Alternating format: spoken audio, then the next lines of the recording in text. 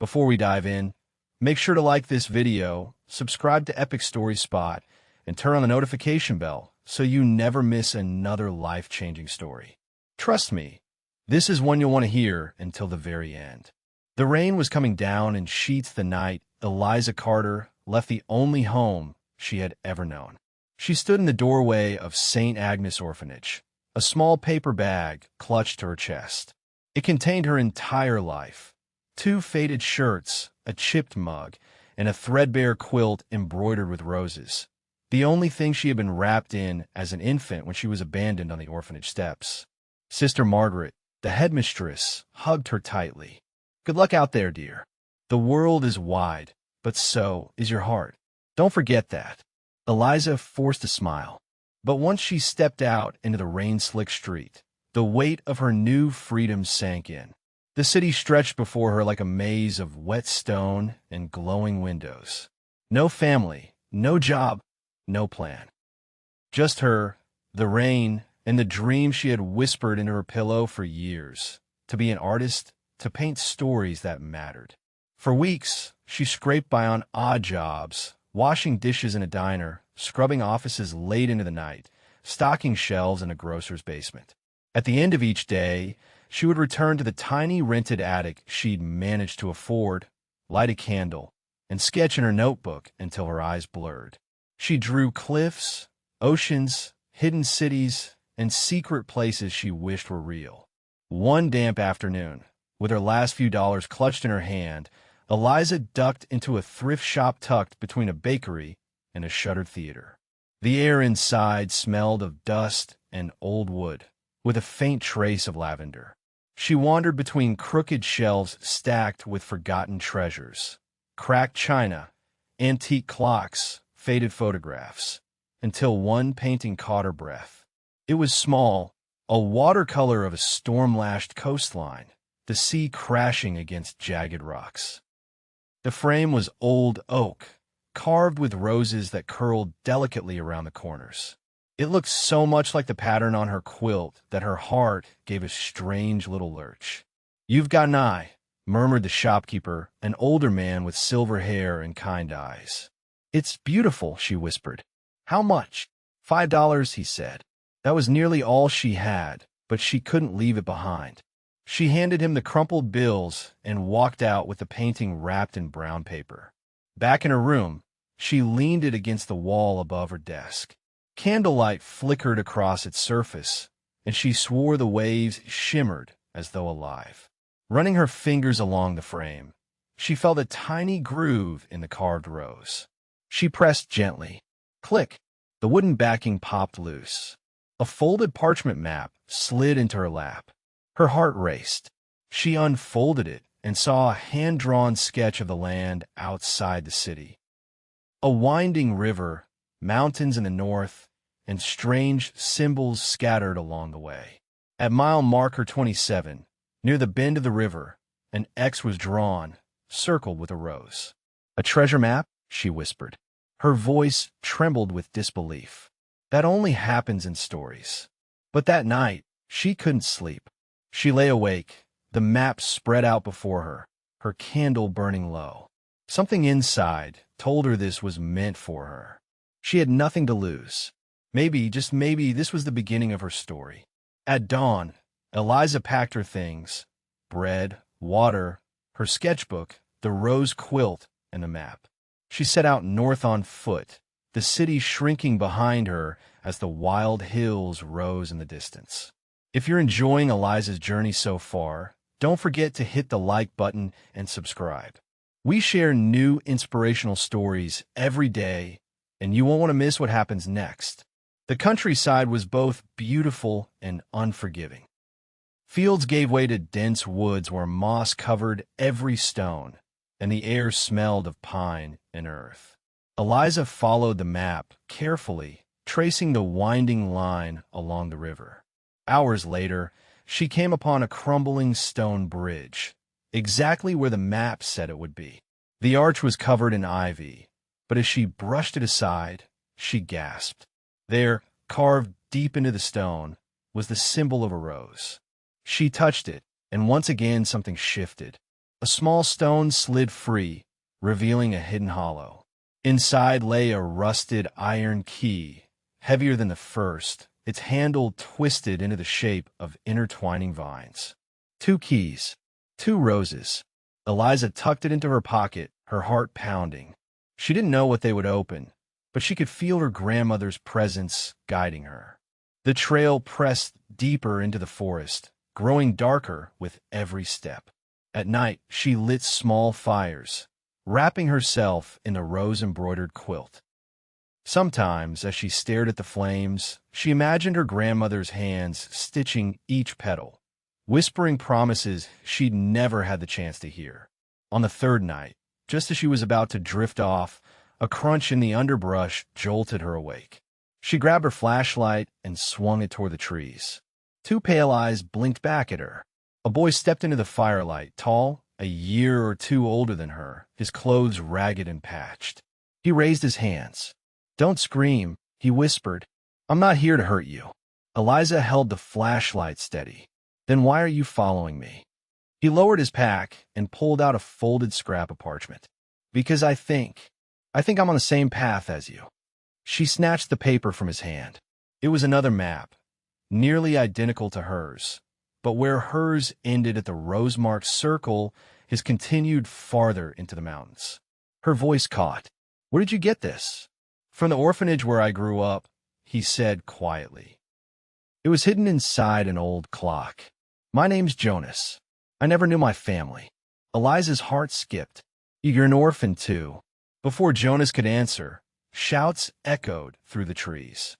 Harsh voices, the snap of branches. Flashlights danced between the trunks. "They found us," Jonas hissed. The men in dark coats were closing in. Eliza grabbed her pack, rolled up the map, and stuffed it inside. "Come on." Together they ran, their feet pounding the earth, branches scratching their arms. The forest was alive with echoes of pursuit.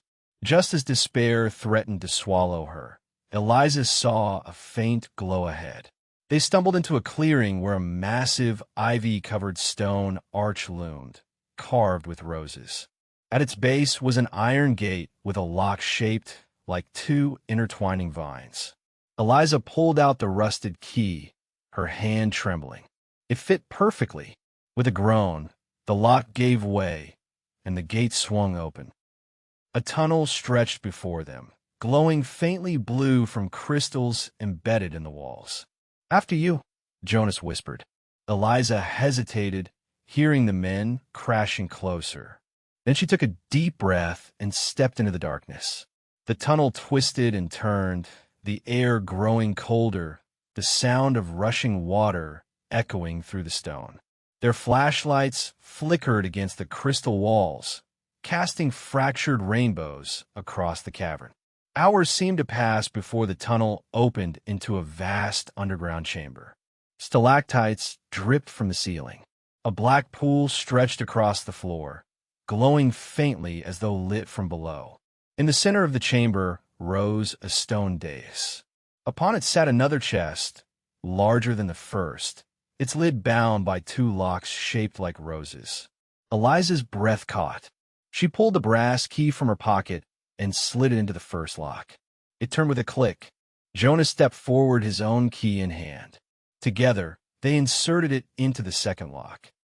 The chamber trembled. The chest shuddered and creaked open. Inside, wrapped in layers of velvet cloth, were hundreds of journals, maps, and letters.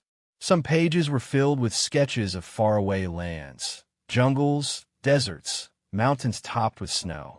Others contained detailed instructions for inventions, flying machines, water-purifying devices, strange instruments that looked far too advanced for the era they were drawn in.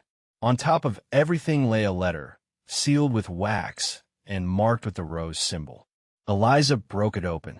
"To my grandchildren, Eliza and Jonas. If you have found this place, it means the roses have done their work. I cannot raise you, but I could give you what was denied me. This city, these maps, these dreams, they're your inheritance. Use them to create a world where no one is forgotten and where hope is never lost. The treasure is not gold, but knowledge, the greatest wealth of all." Eliza's hand shook as she read aloud. She looked at Jonas, who was staring at the letter with wide eyes. "My grandmother," she whispered. "And your grandfather." Jonas swallowed hard, his voice breaking. "That means we're family." The two of them stood there in the glow of the crystals, the weight of years of loneliness lifting like mist.